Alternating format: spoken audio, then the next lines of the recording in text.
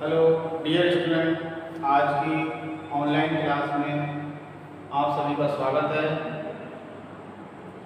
हमने अपने पिछले लेक्चर में 1857 की क्रांति के कारणों के बारे में कुछ चर्चा की थी। आज हम अपने इस लेक्चर में 1857 की जो क्रांति हुई थी उसके कुछ और कारणों की चर्चा करेंगे। जैसे इसमें अगला कारण है राजनीतिक कारण। राजनीतिक कारण जो कि एक बहुत ही महत्वपूर्ण कारण है। राजनीतिक कारण क्या था? राजनीतिक कारण ने अंग्रेजों ने जो भारतीय राज्य थे उनको धीरे धीरे हड़पना शुरू कर दिया, यानी कि अपने कब्जे में लेना शुरू कर दिया। एक गवर्नर जनरल था जिसका नाम था लॉर्ड डलहौजी। उसने राज्यों को हड़पने की एक नीति लागू की और उस नीति के तहत जिस भी भारतीय राज्य में जो राजा हुआ करता था उसकी अगर कोई संतान नहीं हुआ करती थी तो उसे किसी भी प्रकार के दूसरे बच्चे को गोद लेने का कोई अधिकार नहीं हुआ करता था और उसकी जितनी भी संपत्ति हुआ करती थी वो सीधे सीधे ईस्ट इंडिया कंपनी अपने कब्जे में ले लिया करती थी। ऐसे ही इसी क्रम में बहुत सारे भारतीय राज्य थे, जैसे अवध। 1856 में अवध पर ईस्ट इंडिया कंपनी ने कुशासन का आरोप लगाकर उसे अपने साम्राज्य में मिला लिया।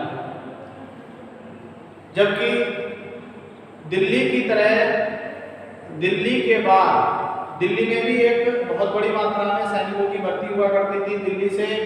उसके बाद दूसरे नंबर पर अवध का नाम आता है, जिसमें भारतीय फौज में बहुत बड़ी संख्या में यहाँ से नौजवानों की भर्ती हुआ करती थी और ये भारतीय नौजवान सारे 63 वर्ष से हुआ करते थे जब अंग्रेजों ने अवध को अपने कब्जे में ले लिया। अवध के बाद अनेक राज्यों को, जैसे सतारा है, झांसी है, बहुत सारे राज्य हैं, उनको अंग्रेजों ने अपने साम्राज्य में मिला लिया, उनको हड़प लिया। तो वहाँ की जो जनता थी, रहने वाली वहाँ की जनता थी, वो अंग्रेजों के खिलाफ हो गई और उन्होंने अंग्रेजों के खिलाफ उन्हें बहुत अच्छा अवसर मिल गया और उनके खिलाफ क्रांति कर दी। अगला कारण है सामाजिक कारण। सामाजिक कारण में अंग्रेजों ने हमारी भारतीय समाज में बहुत सारी सामाजिक प्रथाएं होती हैं, उन प्रथाओं पर कुठाराघात किया, उनमें अपना हस्तक्षेप करना प्रारंभ कर दिया। जैसे हमारा जो समाज था उसको विभिन्न वर्गों में बांट दिया, तोड़ने का काम किया, हमें आपस में लड़ाने का काम किया। और यहाँ पर एक बहुत बड़ा प्रभाव, यहाँ पर जो ईसाई मिशनरियों की स्थापना 1813 ईस्वी के बाद प्रारंभ हो गई थी।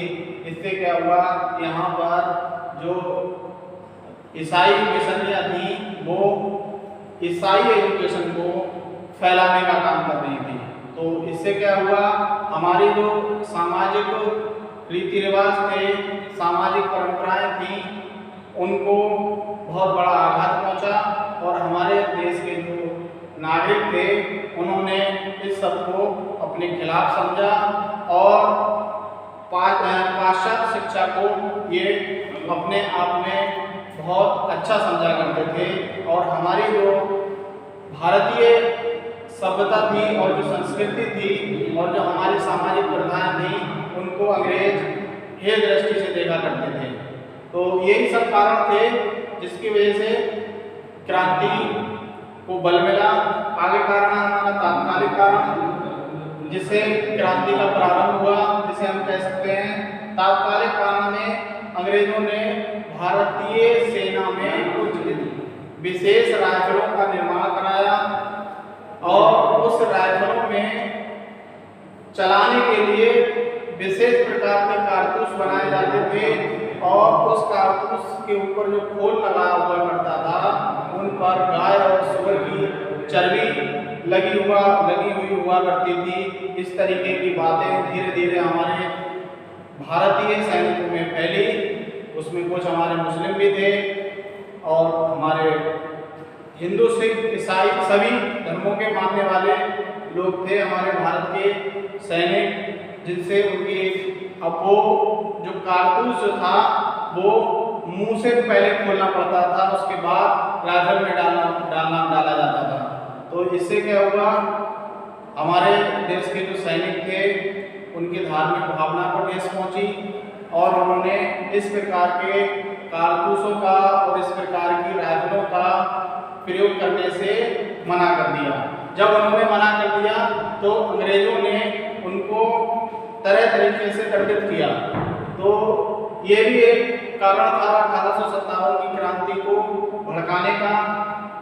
तो हम अब लगभग 1857 की जो क्रांति के कारण थे उनमें संक्षेप में चर्चा कर चुके हैं।